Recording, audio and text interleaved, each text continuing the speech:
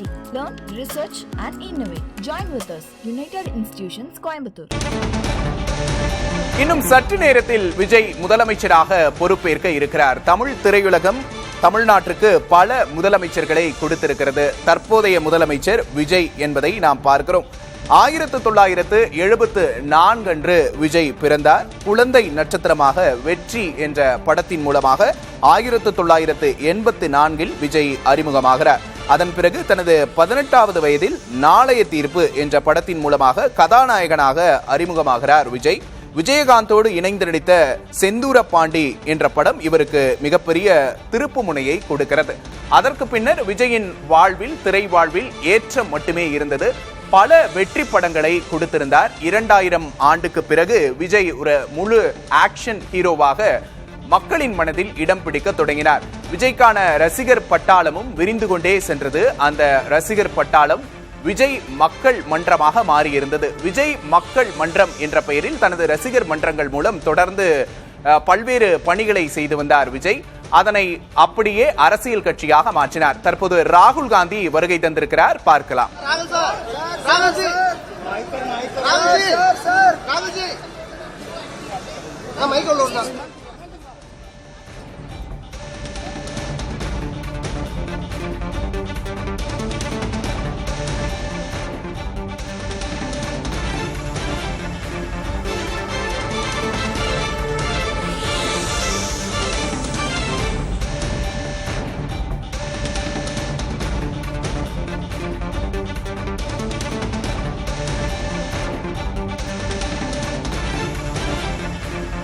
தற்போது ராகுல் காந்தி சென்னை விமான நிலையம் வந்தடைந்திருக்கிறார். காட்சிகளை பார்க்கிறோம். விஜயின் பதவியேற்பு விழா நேற்று மாலைதான் முடிவு செய்யப்பட்டது.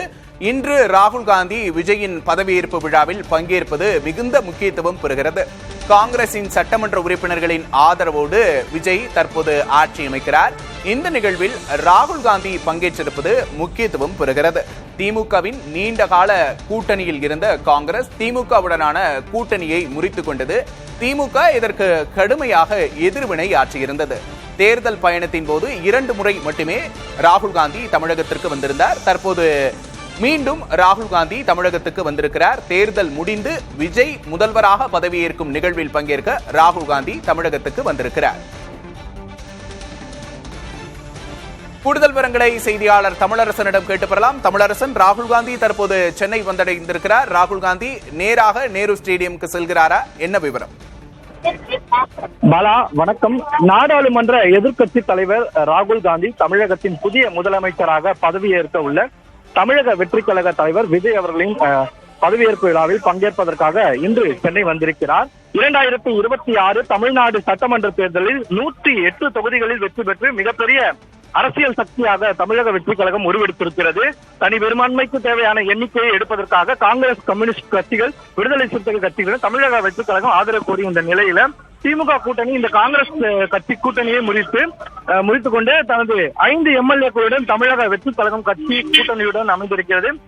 இதனையடுத்து கம்யூனிஸ்ட் கட்சிகளும் விரைந்திருக்கிறது. இந்த சூழ்நிலையில் ராகுல் காந்தி தற்போது விமான நிலையத்துக்கு விரைந்திருக்கிறார். இதன் மூலம் மொத்தம் 120 சட்டமன்ற உறுப்பினர்கள் ஆதரவு பெற்ற நிலையில தற்போது ராகுல் காந்தி இந்த சென்னை விமான நிலையத்துக்கு வருகை தந்திருக்கிறார். அதைத் தொடர்ந்து காங்கிரசினுடைய தமிழ்நாடு தலைவர் செல்வ பெருந்தகை, கிறிஸ்தவடங்கர் உள்ளிட்டோர் அவர்களை வரவேற்றிருக்கின்றனர்.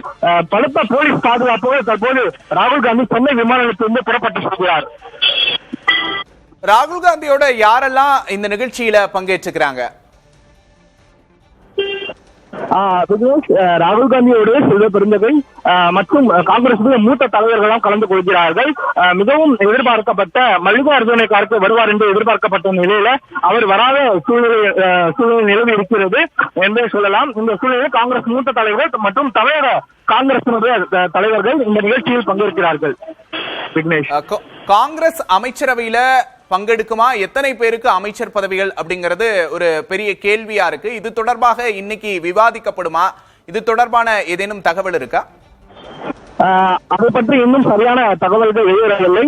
முதலில் இவர் இந்த ராகுல் காந்தி விமான நிலையத்தை புறப்பட்டு சென்றுவிட்டு பதவியேற்கும் நிகழ்ச்சியை கலந்து கொண்டு பின்னர் சத்தியமூர்த்தி பவனில் தாவேகா தலைவர் விஜயும் ராகுல் காந்தியும் பேச உள்ளதாக ஒரு தகவல் வெளியாகி இருக்கிறது. அப்போது அவர்கள் பேசும்போது இந்த எம்எல்ஏக்கள் சட்டமன்ற தொகுதி உறுப்பினர்கள் பற்றி அவர்கள் பேசலாம், அப்போது அவர்கள் முடிவெடுக்கலாம் என்றும் எண்ணப்படுகிறது.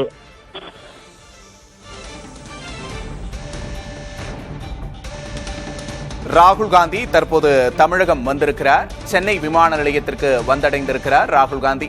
இன்னும் சற்று நேரத்தில் ராகுல் காந்தியும் விஜயின் பதவியேற்பு விழாவில் பங்கேற்க இருக்கிறார். இன்னொரு பக்கம் விஜயின் கான்வாய் வரும் காட்சிகளை பார்க்கிறோம். விஜயின் கான்வாய் நேரு ஸ்டேடியத்தை நோக்கி நகர்ந்து கொண்டிருக்கிறது. 108 எம்எல்ஏக்களோடு வெற்றி பெற்ற தமிழக வெற்றி கழகம் தொடர்ந்து விசிக, மார்க்சிஸ்ட் கம்யூனிஸ்ட், இந்திய கம்யூனிஸ்ட், IUML, காங்கிரஸ் ஆகிய கட்சிகளின் ஆதரவோடு தற்போது ஆட்சி அமைக்கிறது. இன்னும் சற்று நேரத்தில் விஜய் முதல்வராக பதவியேற்க இருக்கிறார். விஜயோடு யாரெல்லாம் அமைச்சர்களாக பதவியேற்க போகிறார்கள் என்ற எதிர்பார்ப்பு எழுந்திருக்கிறது.